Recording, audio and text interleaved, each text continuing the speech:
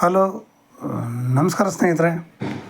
ನಾವೀಗ ನೋಡುವಂಥದ್ದು 6 ಎಕರೆ ಲ್ಯಾಂಡ್ ಸ್ನೇಹಿತರೆ.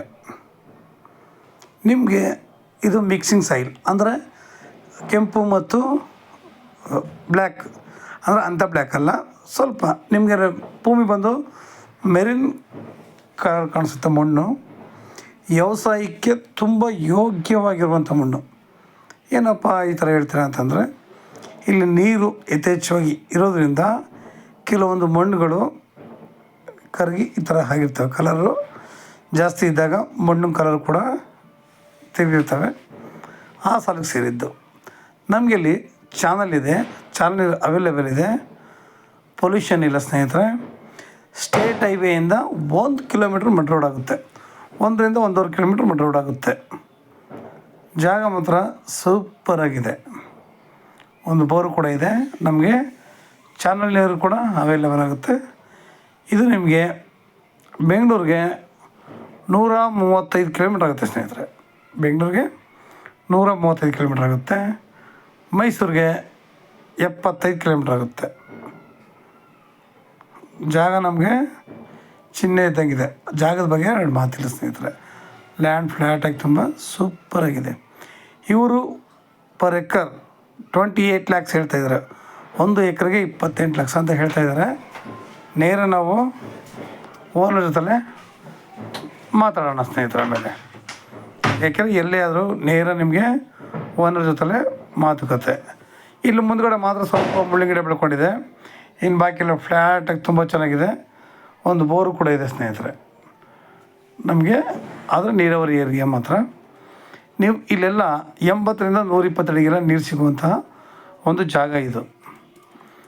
ನಾವೀಗ ಇಲ್ಲಿ ನಾವು ಬರೋ ತನಕನೂ ಎಲ್ಲರೂ ಫಾರ್ಮ್ ಲ್ಯಾಂಡ್ಗಳು ಮಾಡಿಕೊಂಡು ಅಲ್ಲಲ್ಲಿ ಮನೆಗಳನ್ನ ಕಟ್ಕೊಂಡು ಫಾರ್ಮ್ ಹೌಸ್ನ ಆರಾಮಾಗಿ ಅವರು ಬೇಕಾದ ರೀತಿಯಲ್ಲಿ ಒಳ್ಳೆ ತೋಟಗಳು ಮಾಡಿದ್ದಾರೆ. ಕೆಲವರು ಬೆಳೆಗಳನ್ನ ಬೆಳೀತಿದ್ದಾರೆ ನೋಡಿ. ಹಿಂದ್ಗಡೆ ಕೂಡ ಸ್ವಲ್ಪ ಇದು ಮಾಡ್ಕೊಂಡಿದ್ದಾರೆ. ಈ ಥರ ಒಬ್ಬೊಬ್ಬರು ಅವ್ರ ಜಾಗದಲ್ಲಿ ಏನು ಬೇಕೋ ಅದು ಮಾಡ್ಕೊಂಡಿದ್ದಾರೆ.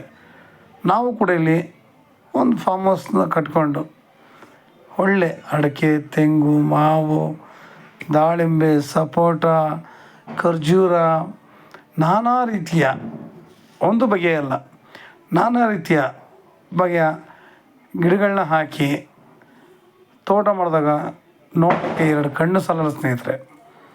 ಯಾವಾಗಲೂ ಅಷ್ಟೇ ನಾವು ಒಂದು ಅದ್ಭುತವಾದ ತೋಟ ಮಾಡಬೇಕು ಅಂದರೆ ಜಾಗ ನಮಗೆ ಎಷ್ಟು ಇಂಪಾರ್ಟೆಂಟೋ ರೋಡ್ ಕೂಡ ಅಷ್ಟೇ ಇಂಪಾರ್ಟೆಂಟು. ಇದು ಸ್ಟೇಟ್ ಹೈವೇಯಿಂದ ಹೇಳಿದ್ನಲ್ಲ, 1ರಿಂದ 1.5 ಕಿಲೋಮೀಟ್ರ್ ಆಗ್ಬೋದು. ನಿಮಗೆ 30 ಅಡಿ ರಸ್ತೆನೇ ಇದೆ ಸ್ನೇಹಿತರೆ. ಇದು ರಸ್ತೆಯೂ ಚಿಕ್ಕದಲ್ಲ, ರಸ್ತೆ ದೊಡ್ಡದಾಗೇ ಇದೆ. ಆಮೇಲೆ ಒಳ್ಳೆ ನೀರಾವರಿ. ನಮಗೆ ಒಂದು 6 ತಿಂಗಳು ಚಾನಲ್ ನೀರೇ ಆಗುತ್ತೆ.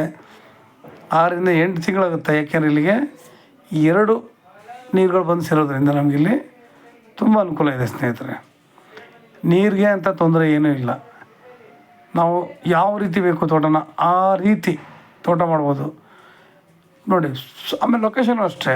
ಸುತ್ತ ನೋಡಿ ಎಂಥ ಬೆಟ್ಟದ ಲೊಕೇಶನ್. ನಿಜವೂ ಅದು ದೂರ ಇದೆ, ಆದರೆ ನಮ್ಮ ವೀಡಿಯೋಗೆ ಹತ್ರದಲ್ಲೇ ಕಾಣುತ್ತೆ.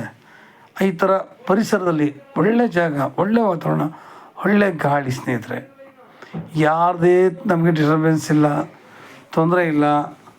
ಅಷ್ಟು ಅನುಕೂಲವಾಗಿರುವಂತಹ ಒಂದು ಜಾಗ. ಯಾವಾಗಲೂ ಅಷ್ಟೇ ನಮಗೆ ಸ್ವಲ್ಪ ಫ್ರೀನೆಸ್ ಬೇಕು. ಅಕ್ಕಪಕ್ಕ ಎಲ್ಲ ಗಲಾಟೆ ಕಿರಿಕಿರಿ ಕರೋದು ಏನೂ ಇಲ್ಲ ನಮಗಿಲ್ಲಿ. ನಾವು ತೋಟ ತಗೊಂಡ್ವಾ, ಮಾಡಿದ್ವಾ, ಒಳ್ಳೆ ಗಿಡಗಳನ್ನ ಹಾಕಿದ್ವಾ, ಅದು ಮುಖ್ಯ. ಆಮೇಲೆ ಇವತ್ತು ನಾವು ತಗೊಳ್ಳೋವಂಥ ಆಹಾರಗಳ ಎಲ್ಲ ಕೆಮಿಕಲ್ಸ್ ಆಗಿರೋದ್ರಿಂದ ನಾವೇ ಆರಾಮಾಗಿ ಆ್ಯಪಲ್ಲು, ಖರ್ಜೂರ, ನಾನಾ ರೀತಿ ಗಿಡಗಳನ್ನ ಹಾಕಿ ಒಳ್ಳೆ ಬೆಳೆಗಳನ್ನ ಬೆಳಿಬೋದು. ಹಾಗೆ ನಮ್ಮ ಮುಂದಿನ ಫ್ಯೂಚರ್, ನಮ್ಮ ಮಕ್ಕಳ ಭವಿಷ್ಯಕ್ಕೆ ಅಂತ ತಗೊಂಡಾಗ ಒಳ್ಳೆ ಜಾಗ ಮಾತ್ರ ಸ್ನೇಹಿತರೆ. ಏಕೆಂದರೆ ಇದಕ್ಕೆ 2 ಕಡೆ ದಾರಿ ಇದೆ. 2 ಕಡೆನೂ ಸ್ಟೇಟ್ ಹೈವೇನೇ ನಮಗೆ ಈ ರೋಡ್ಲಿ. ಆ ಕಡೆಯಿಂದ ಬಂದರೂ ನಿಮಗೆ 1ರಿಂದ 1.5 ಕಿಲೋಮೀಟ್ರ್ ಆಗುತ್ತೆ.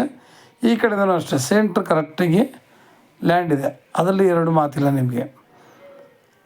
ನಮ್ಮ ಮಕ್ಕಳುಗಳಿಗೆ ಆ್ಯಕ್ಚುಲಿ ಇವತ್ತು ಮಣ್ಣುಗಳ ಜೊತೆ ತೋಟಗಳ ಜೊತೆ ಅವರು ಬೇರೆ ತುಂಬ ಕಡಿಮೆ.